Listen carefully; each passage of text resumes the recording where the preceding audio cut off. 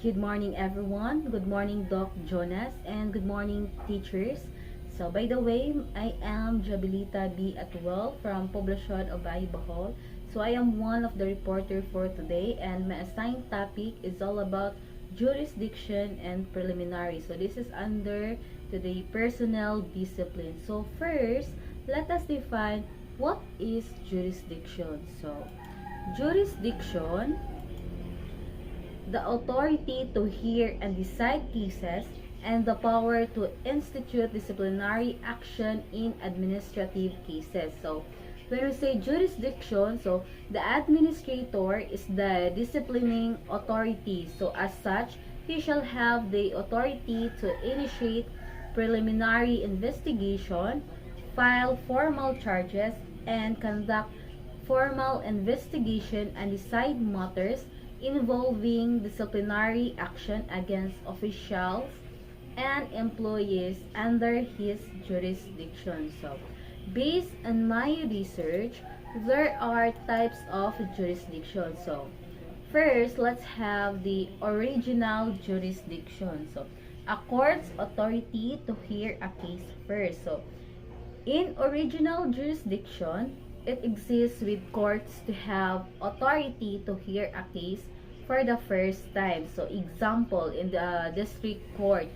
So, all cases start at district court. Therefore, they have original jurisdiction. So, they determine if a person is guilty or innocent. So, second one, we have the appellate jurisdiction. So, a court's authority to hear appeals. So, in appellate jurisdiction is the power of a higher court to hear appeals from a lower court. So, the higher court can review decision and change outcome of the decision of the lower court. So, the third one, we have the exclusive jurisdiction. So, a federal courts have authority to hear cases. So, this type of jurisdiction means that a case can only be heard in one court. So, only the federal or the state court. So, fourth one, we have the concurrent jurisdiction. So, both state and federal courts can hear cases. So, this type of jurisdiction means that a case could be heard in either federal or state court. So, both courts share power to hear cases arise. So, next we have how is jurisdiction established. So, jurisdiction established by the first one, what is the subject matter. So, the administrator in disciplining authority will ask about the subject matter. So, what is the case all about? So, like for instance, the subject matter is all about the teacher had a misconduct toward his or her students. So, it could be a physical or sexual abuse. So, next one, number 2, who is the respondent? So, meaning, who is the respondent? So, means who filed the case against that personnel or who are the person involved in this situation. So, for example, the parents of the students involved in a misconduct of the teachers, and as well as the defendant mean the teachers. So, they are the respondent of this cases. Next is the effect of lack of jurisdiction. So, there is an effect of having a lack of jurisdiction. So, we have number 1, all acts and decision or resolution are void. And the second one, reversible by appeal or certiorari. So, it means when a court has no jurisdiction over the subject matter, the only power it has is to dismiss the action. So, as any act it performs without jurisdiction is null and void and without any binding legal effect. So, if it has no jurisdiction over the subject matter, so there is a possibility na ang kaso ay mapawalang bisa. So, that's the effect of having a lack of jurisdiction. So, next we have a form of complaint. So, form of complaint must be an under oath and written in a clear, simple, and concise language so as to inform the person complained of about the nature and cause of the accusation against him.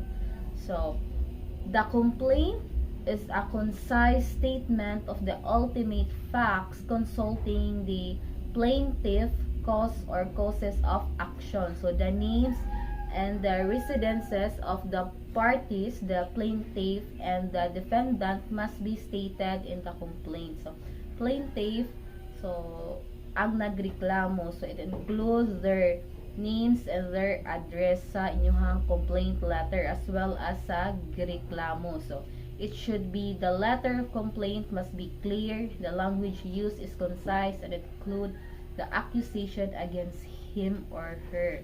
So, when and where to file a complaint. So, kanus aman ta pwede mo file ug usa ka reklamo. So, a sworn written administrative complaints may be filed at any time with the school superintendent concerned for cases against non-teaching personnel in their respective divisions. So, what is the content of complaint? So, unsay dapat naa sa usa ka complaint letter. So, we have the content of complaint. So, the first one, we have the full name and address of the complainant. So, meaning complainant. So, ang nagreklamo. So, it should have a full name sa nagreklamo. So, for example, katong parents o sa ka-student. So, their name is Junicia Calida and Jose Calida. So, it also include their address. So, for example, 134 Amorsolo Street, Legazpi Village, Dumaguete City. So, next we have number 2, the full name and address of the person complained of, as well as his position and office in the Department of Education. So, katong pangan sa gireklamo, for example, the Division of Superintendent, Province of Negros Oriental, Department of Education, Dumaguete City. So, I undersign this complainant to Elmer Elopri as Araling Palipunan teacher, then the address of that teacher. So, monay dapat included sa usa ka complaint letter.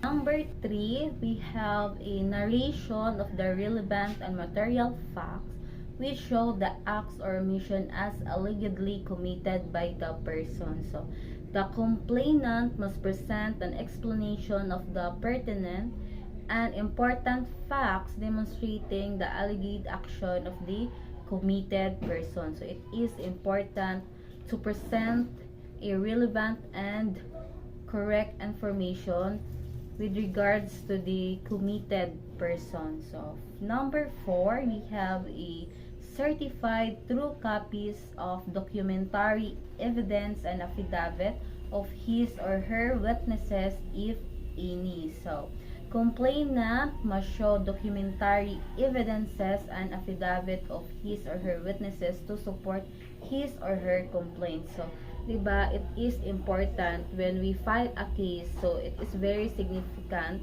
that we must show an evidence. So, diba, magreklamo ta, dapat natay ebidensya nga ikapakita. So, certified, it must be certified true copy.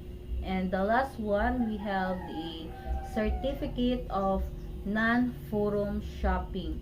So, meaning of this, it is a requirement to the complainant since he was the one who initiated the pleading and not by the respondent. So, this document signed by an affiant. The affiant verifies that they are the plaintiff in the case, so that the fact and the complainant are true and correct. So, meaning, so, kung ang complainant is dili makahatag og certificate of non-forum or wala siya certificate of non-forum nga ikapakita, so there is a possibility nga i-dismiss ang iyahang kaso. It's because ito ay mas ipinaghigpit na pinagbabawal ng batas ang pagsampa ng kaso kung wala ito. So dili ka pwede mo file og case kung wala kay certificate of non-forum na ikapakita. So it is very important as well. And the next one, we have the levels of jurisdiction. So first one is the school principal. So the school principal is the student discipline within the school. So diba, the school principal, so if there is a problem arise within the school, so for example, there is a problem arise between the parents and the teachers, so the school principal is the one who will settle down the problem. So adto sa una ni school principal, o dili lang between the parents and the teachers, but also teachers against his or her co-teachers. So si school principal ara sa siya disciplinary authority, so siya has a power to settle down the problem. So next of that is the school division superintendent. So original or concurrent with the original director and the secretary of the DepEd. So jurisdiction over all non-teaching, so mean non-teaching personnel of the division pursuant. So to the DepEd Order Number 1 Series of 2003, otherwise known as the Implementing Rules and Regulation of Republic Act 9155. So next of this, we have the regional director. So the regional director, so original jurisdiction over all teaching and non-teaching personnel within the region. So CMI disciplinary has a disciplinary authority of that. So except the assistant regional director. And the last one, we have the secretary of the DepEd. So secretary of the DepEd, the original and concurrent jurisdiction over all teaching and non-teaching officer and employees of the department. So next of that, we have a DepEd Order Number 49 Series of 2006. So it is the revised rules or procedures of the DepEd in administrative cases. So these DepEd orders, it provide for the procedure on disciplinary actions or administrative cases against DepEd personnel. So we have here a preliminary considerations or disciplining authority. So over presidential appointees, employees in the central office, so the disciplinary authority here is the secretary. And over the teachers and non-teaching personnel in the regional office, we have the regional director. And for over the non-teaching personnel in the school division, we have the school division superintendent. Next one, we have the administrative case initiated motu proprio by secretary, regional director, and school division superintendent. So in DepEd Order Number 49 Series of 2006, Section 3, it's all about procedure in commencing an administrative cases. So the administrative proceeding may be commenced motu proprio by the Secretary of Education, the regional directors in case of DepEd official and teaching and non-teaching personnel, and the school division superintendent in case of non-teaching personnel within their jurisdiction. So said proceeding may also be commenced upon sworn written complaint of any other person. So this is the step or process in having a administrative cases.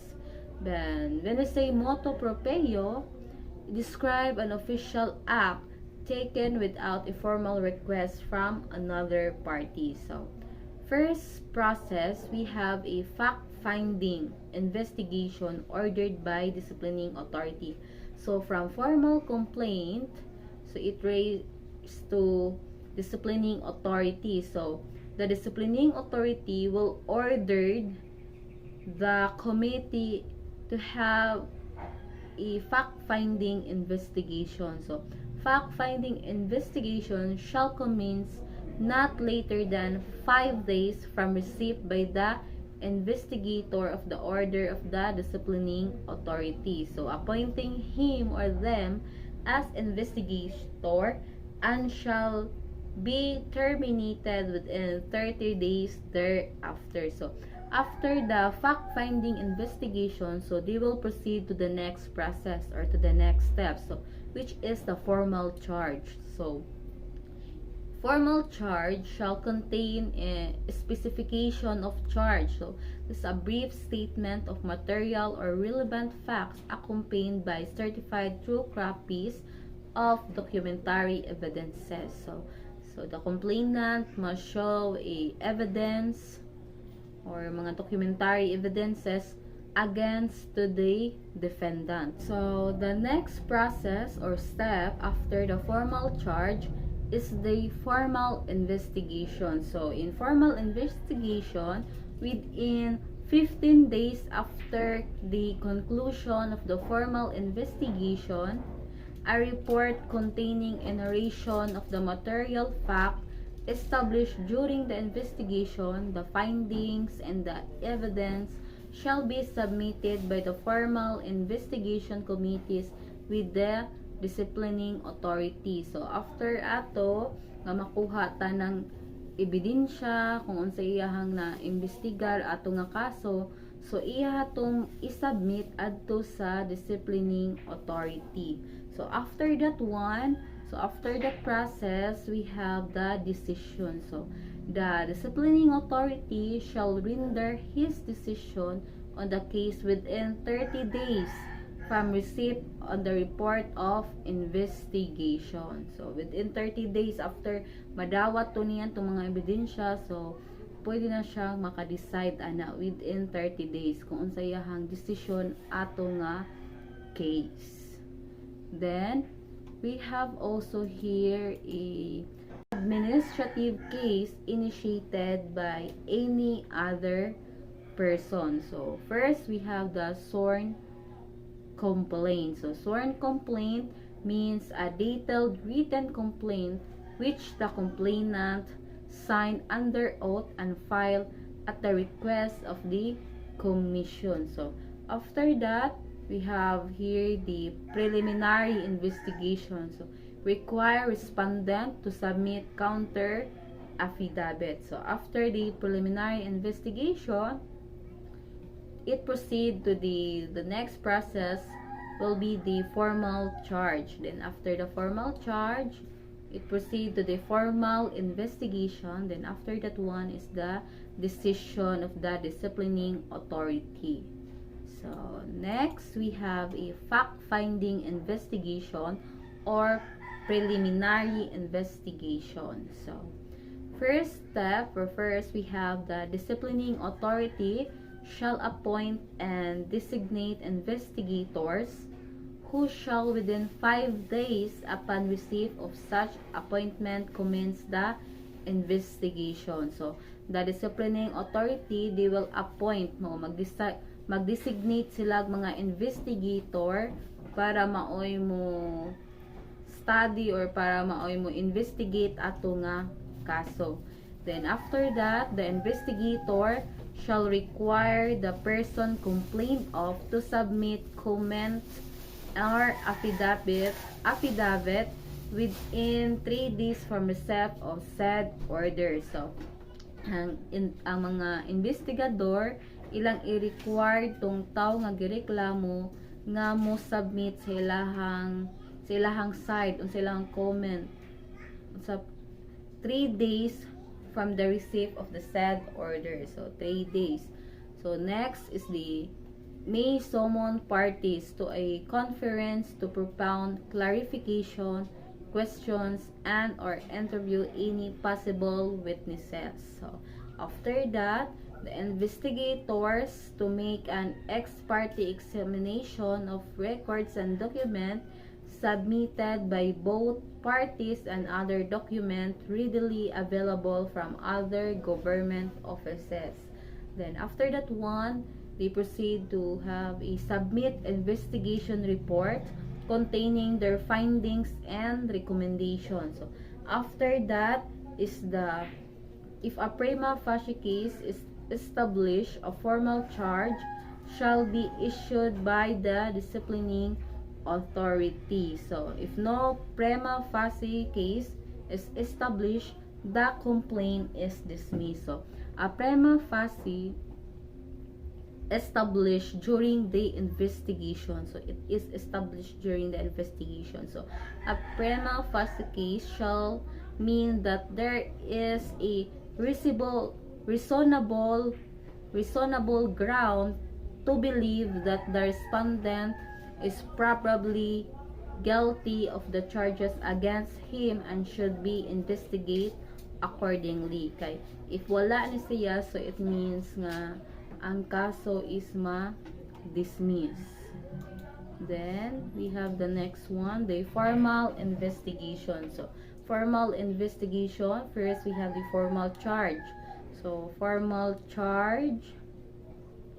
Next of this, we have the preventive suspension, if any appropriate. So after this one, the answer so shall be in writing and under oath, shall be specific, and shall contain material fact and applicable laws. So it should be possible that the answer is contain a fact information. So failure or refusal to file an answer within 5 days from receipt of the formal charge constitute a waiver thereto.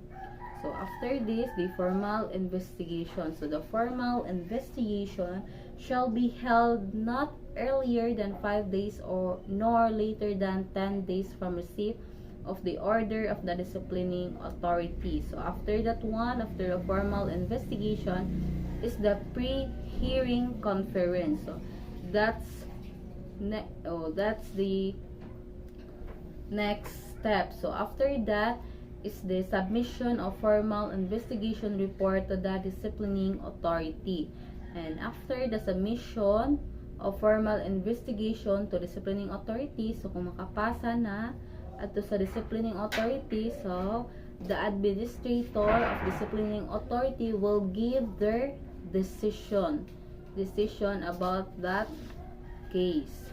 So next is the preventive suspension. So grounds, we have dishonesty, oppression, greed, misconduct, neglect in the performance of duty. If there are reasons to believe that the respondent is guilty of charges which would warrant his removal from the service. So reasons to temporarily remove the respondents from the scene of his misfeasance or malfeasance, and to preclude the possibility of exerting undue influence or pressure on the witness against him, or tampering of documentary evidence on file with his office. So substitute in lieu preventive suspension, the disciplining authority or head of office may reassign respondent to other units of the agency during the formal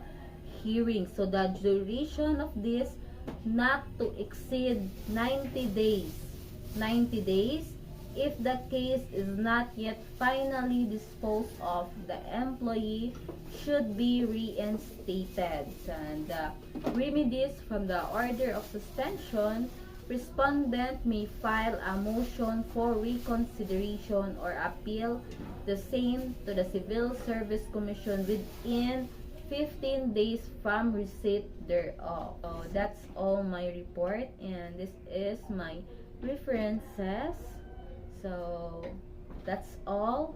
Thank you so much for listening. Have a good day ahead.